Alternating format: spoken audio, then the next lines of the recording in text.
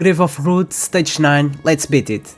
Hello guys, Wilsonbox here, and this time I'm here to show you my strategy to beat the Stage 9 Grave of Root. So let's have a look at my strategy and see if I can help you to beat this dungeon. So as you know guys, at this moment for the Amethyst, the Imperial Shadow Recast event is going on now. This is the dungeon that we're supposed to do. I almost finished it because I've been farming on stage 9, so hope you guys can do it as well. Probably you're gonna use different heroes than I'm using because I've been investing all my infinity on lightning and radiance heroes. So you'll see guys, you can use the heroes I'm using as well. If not, you can use some different ones, just apply the same strategy and I think you'll be fine. So let's check the team I'm using. This is my lineup, as you can see here. I'm not using this guy, I was trying this before. So I'm using Catherine here. So to do the stage 9, before you do the stage 9, you make sure to have like some resistance, like a lot. Because if you check this boss, he has 200 resistance. And you should be thinking like, Wilsonbox, how much resistance do I need to defeat this boss? So if you go here and you check the stats, you can find the answer here. So if you check the resistance, it says here, has a better success rate when the hero resistance is 80 points higher than the enemy's accuracy. So 80 points higher than enemy's accuracy, which is 220, so it means you're gonna need like almost 300, and I know it's very hard to get there. I don't have any hero I think with 300 resistance, but at least try to aim for more than 200, because that way sometimes you're gonna get like a debuff, but not always, so that's good enough to do this boss. It's more than enough. So Enna is here just to, she has 226 resistance, and I've been able to do this boss on auto mode without any need to change any times or anything, just press play and do it. So she's here for dispelling debuffs of everyone. Then I have Lola, I'm using her because of she has 252 resistance, and I'm using her because of the attack penalty, because with the attack penalty this boss is gonna do a little bit less damage, and it gives me some time to heal back the damage he did. And I'm also using the crown on her to apply the defense penalty and decrease a little bit of my damage. Then I have here the tank, Garus. Everyone already know this guy. You don't need any resistance on him because when he uses ulti, it dispels all the debuffs and heals back, so no worries about any resistance on him.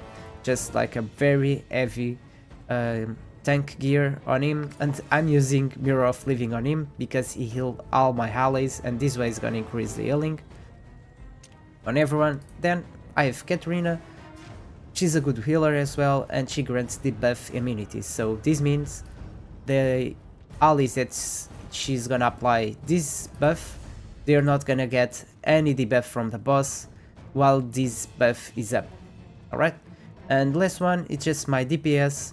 I'm using the Gambler, the Heart of Gambler set, and this is a really good one for all these bosses because if you already checked, it has a 30% chance to deal 5% target's current HP as true damage. So it's really good, it does a big damage to this boss, and basically this is it. I have this as a dispeller, this one has a healer, I have Garius is my tank, this one is like my main DPS, and Lola it's like the second DPS and also giving some support. Then about the lineup, this boss has these skills, so this one is all the area, nothing we can do. Then we have this one that deals poison damage, and then we have this one that this is this square area. So if you leave your like at least 3 euros around this square, it's gonna aim for the area that he can hit like more heroes. So he's gonna hit all this square here or over here. So if you leave the 2 euros you leave on this on these tiles, they're not gonna be hit by this skill, so they're gonna be more safe and they're not gonna take so much damage. So this is a good spot if you want to leave your squishy heroes. This is the best spot you can leave your squishy heroes. One last important thing, for this lineup to work, you need to have like a really high DPS, because I'm not using any anti-healing. And if you check the last skill of this boss, it defers the current target and restores HP equal to 600 of the damage dealt. So it's very important that you have enough damage to kill this boss. Otherwise it's better if you go for the stage height, or just use Sigrid or this one, Tia, and have some anti-healing. Don't forget you have these flasks and all these buffs, so if you use like the cheese, this cheesecake, you're going to get 25 more resistance, so it's really good. But if you already have enough resistance, just use the ones that give you some more damage or defense or accuracy. It really depends what you need, but these ones with resistance, they really give you a boost to do this boss. So let's have a look, guys. Started. Yeah, so as you can see, she's dispelling the buff, she's applying the buff immunity, and he's also healing. And then I have Lola here. Lola is applying the attack penalty and defense penalty, and Suta is just damaging, because he only does damage. It doesn't apply any debuff or buff, it's just pure damage. And basically this is it. As you can see, I don't have any time going on my lineup. It's just full auto without any need to change anything, just simple as that. Just like the right heroes on the right position, and it's always the same thing. Attack penalty, defense penalty, Enna dispelling debuffs, this one giving some more heal and debuff immunity, and also Garyus giving some more heal. So I'm gonna skip this forward. This was the lineup I found. As you can see, everyone is okay, always at least half HP, full HP. Almost finishing now. It takes a little bit, but I'm able to do it on full auto. And they're gonna finish now. There you go. Victory, we've got our Grave of Root, and there you go. My best time was 2:38, this time I took 3 minutes and 20 seconds, but my point is, if you can do it on full auto, I mean, that's okay, because you can leave just your phone. Imagine you going somewhere or something like that, you can just use the tickets and leave it farming like for 10 times, and that's it. That's the most important thing you can do.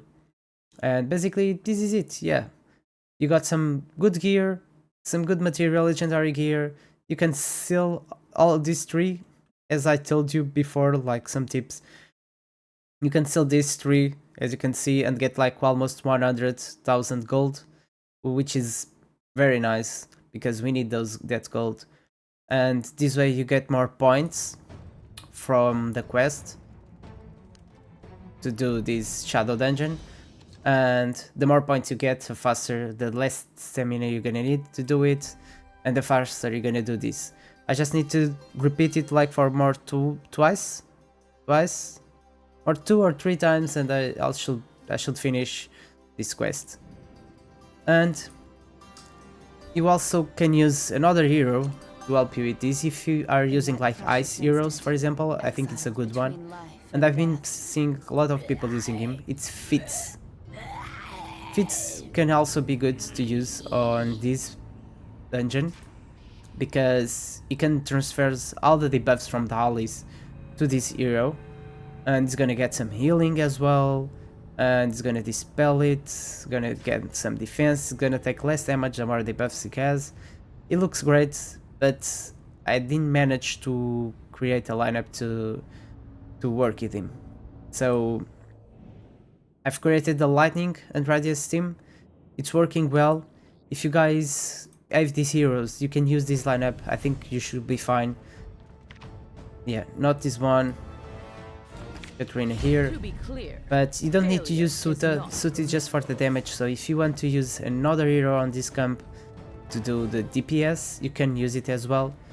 But just make sure, but you can just imagine it's a ranged DPS, you can place in here and Arena here or something like this, just to make sure he keeps hitting this skill on this square and not hitting these two on these tiles. Alright guys, this is it. I hope you can farm this on stage 9. Just remember, if you can't farm the stage 9 with this lineup, because you don't have enough gear, like with enough resistance, because you need a lot of resistance. Like on the 4 heroes I have 4 or 5, I have more than 200. So if you still don't have enough resistance, just do the stage height and you're still gonna get a lot of points, because if you check here, it's not that big difference. Here you can check difficulty 8 to 9. If you can do the difficulty 8 really fast, you get 59. If not so fast, then it will be between 53 and 59. If you do difficulty 9, will be between 60 and 65. That's okay. If you could do stage height, I'm 100% sure you can do stage height with this strategy. You can also do stage 9 if you have enough gear.